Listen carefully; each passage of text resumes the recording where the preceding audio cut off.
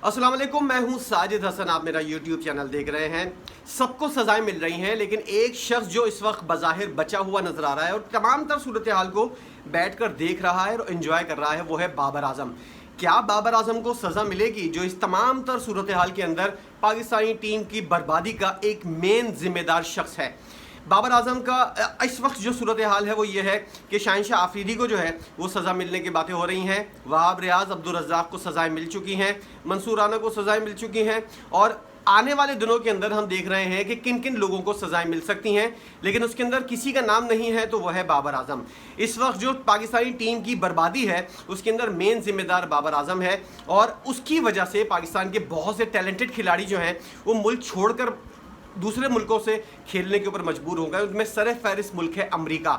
वहाँ पर इतने ज़्यादा टैलेंटेड खिलाड़ी पाकिस्तान के खेल रहे हैं और इस वक्त लेजेंड लीग के अंदर जो है हमने देखा कि आमिर यामीन जैसा खिलाड़ी जो है वो इतना टैलेंटेड खिलाड़ी, लेकिन क्या हुआ, उसको पाकिस्तान से खेलने का मौका नहीं मिला।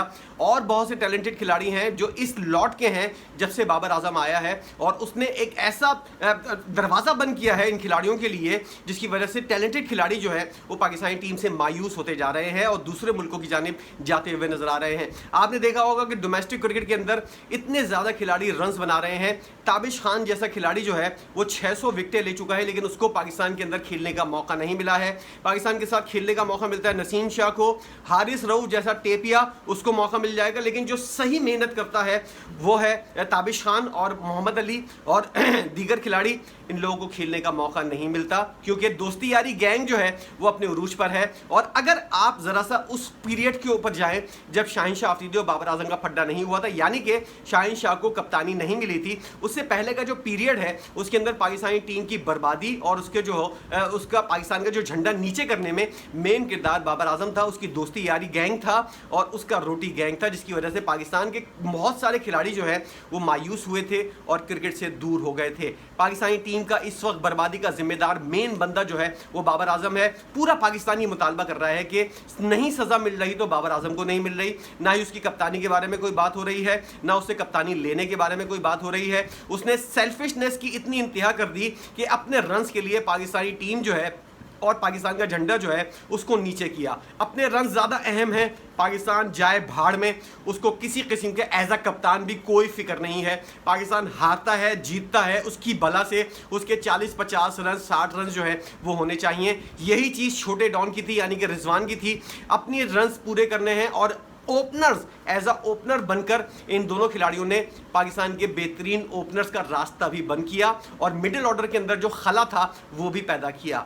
इसकी वजह से पाकिस्तान को कितना ज़्यादा नुकसान हुआ है ये पूरा पाकिस्तान जानता है, लेकिन नहीं जानते तो मोहसिन नकवी साहब नहीं जानते क्योंकि उनका मंजूर नज़र है और इसी वजह से वो अब तक बचा हुआ है। ये सारा ड्रामा जो क्रिएट हुआ है शाहिनशाह आफरीदी को सजाएं देने वाला, अब वहाब रियाज को और इन सब चीज़ों को, ये सारी चीज़ें जो क्रिएट हुई हैं इनका मेन जिम्मेदार भी बाबर आजम नजर आता है। उसने तमाम लोगों को जो है वो स्टेप बाय स्टेप सबको इस बात के ऊपर कायल किया कि मैं जिम्मेदार नहीं हूं। असल जिम्मेदार जो इस हार के हैं वो सारे नए थे। मोहसिन नकवी साहब नए, उनको नहीं पता माजी के अंदर क्या कुछ बलात्कार ये करता हुआ आ रहा है।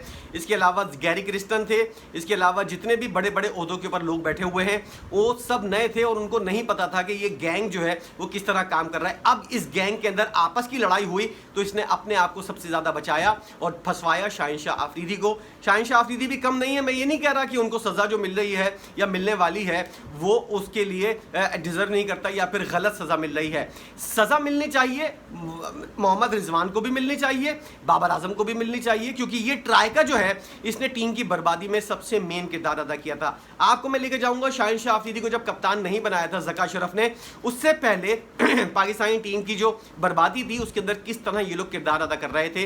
ये तीनों जो है ये गठजोड़ बनाकर बैठे हुए थे।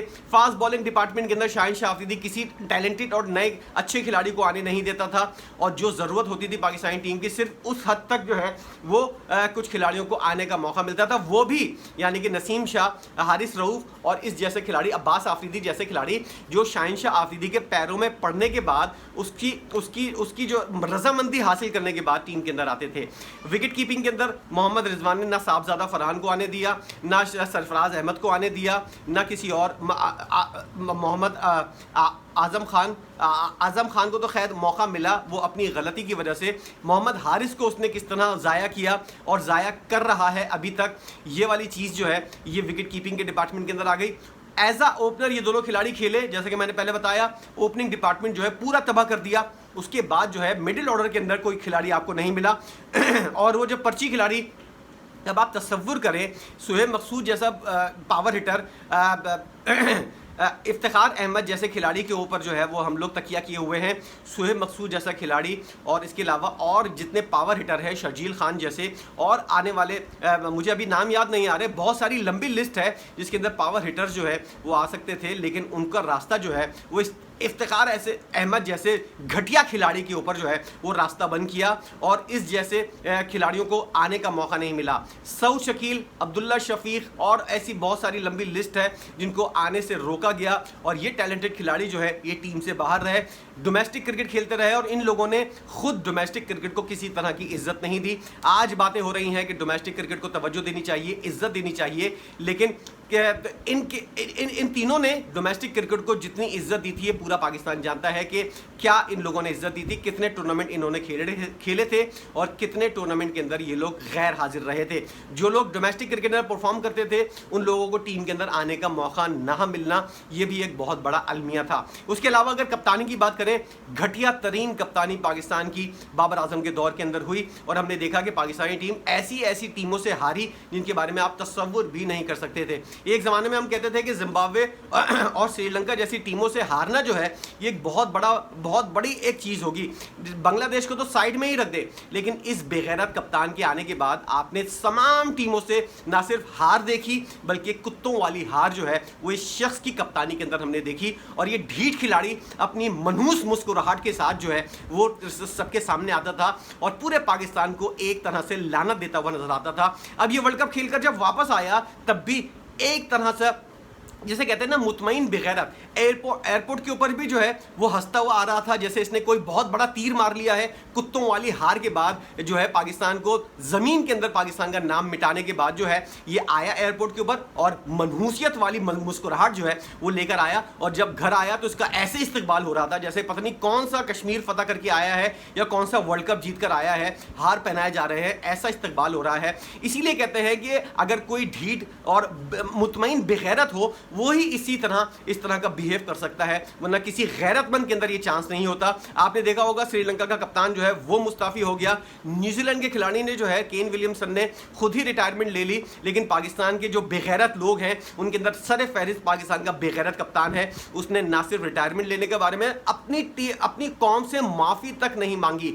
इतना बेगैरत खिलाड़ी मैंने आज तक नहीं देखा। जितनी भी रही सही इज्जत थी वो सारी इसने खुद अपने हरकतों की वजह से मिट्टी के अंदर मिला दी और आज सारी चीज़ें देखकर एंजॉय करता हुआ नजर आ रहा है। मजाल है जो उसने अब तक कौन से माफ़ी मांगी हो और बताया हो कि तमाम तर चीज़ें जो है पाकिस्तान ने पिछले 3 वर्ल्ड कप के अंदर T20 के, पिछले 1 वर्ल्ड कप के अंदर 50 ओवर्स के, पिछले 2 एशिया कप के अंदर पाकिस्तान को जिस तरह इसने बेगैरत ने बदनाम किया है उसके अंदर आज तक इस बेगैरत ने माफ़ी मांगने की तवक्को नहीं की, ना ही तौफीक हुई इसको और आज भी बैठा हुआ कहीं ना कहीं मुस्कुरा रहा होगा और जब मीडिया के सामने आएगा। अब तैयारी क्या कर रहे हैं पाकिस्तान को मजीद जिल्लत लाने के लिए और मजीद पाकिस्तान का नाम मिट्टी में मिलाने के लिए और अपनी बेगैरती को जाहिर करने के लिए एक्सरसाइज करते हुए नजर आते हैं। फिजिकल तौर पर जो है फिट होने की कोशिश करते हैं।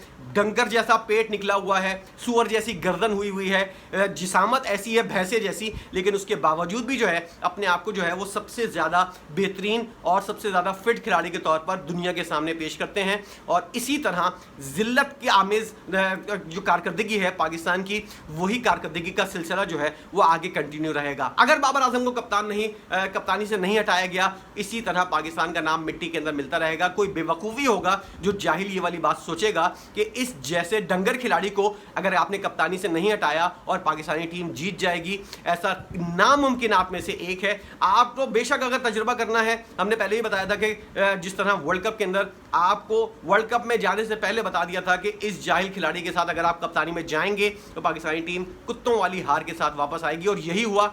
अभी अगर आप चैंपियंस ट्रॉफी के अंदर जाएंगे तो दूध का दूध पानी का पानी हो जाएगा। कुत्तों वाली हार अपने मुल्क के अंदर मिलेगी और जो लानतें और जो बेगैरती और जो गालियां अभी बची हुई थी, मजीद बेइज्जत होना है तो फिर इस जैसे खिलाड़ी को, डंगर को कप्तान बना दें। आप नहीं हटाएं कप्तानी से, बेशक नहीं सजा दें, पाकिस्तान का नाम और मट्टी के अंदर मिलवाएं। और इसी तरह पाकिस्तान को जो है, पाकिस्तान से क्रिकेट खत्म करने के लिए जो इकदाम हो रहे हैं और टैलेंटेड खिलाड़ी जो है वो पाकिस्तान से बाहर चले जाएंगे। इसको सज़ा मिलनी चाहिए, इसको सबसे पहले सज़ा मिलनी चाहिए थी। ऑपरेशन, सर्जरी, जो कुछ भी होना था उसके अंदर इसको निशाने इबरत बनाना था। अगर नहीं बनाएंगे इसी तरह पाकिस्तान का नुकसान होता रहेगा। आपकी इस बारे में क्या राय है? क्या इस शख्स के ऊपर किसी किस्म की कोई तलवार चलनी चाहिए, कोई इसको सज़ा मिलनी चाहिए या नहीं? इस पर आपकी अपनी क्या राय है ज़रूर बताइएगा। वीडियो देखने का बहुत शुक्रिया।